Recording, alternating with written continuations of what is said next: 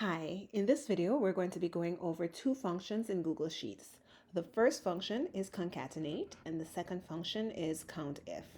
These functions work together in order to help us organize our data in a two-way contingency table in a way that is quick and easy. All right, let's begin. So the first thing we want to do is to come up with a string of text for each of these things that combine favorite subject and grade level. And this is just an example. You can use this for whatever you are organizing on your own. So that is our concatenation function. So that's just my heading right there. I'm going to start by typing the equal sign in that first row, typing the word concatenate.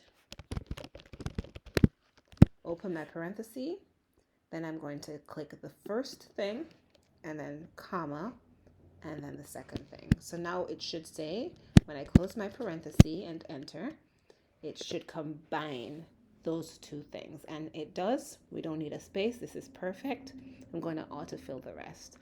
If it doesn't autofill on your end, in order to fill the column, you would click on the first box, hover to the right bottom corner, and drag it, and it would fill it in that way. All right, so once you have that, now we are able to start filling in our contingency table.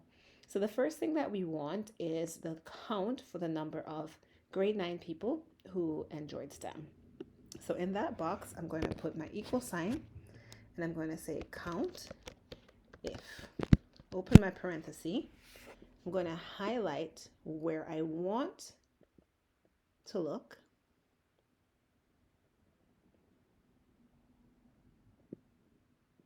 Then I'm going to put a comma, and then I'm going to open my quotation marks, and what I'm looking for is grade 9 STEM, or actually STEM grade 9. So I'm going to make sure the case matches, everything matches.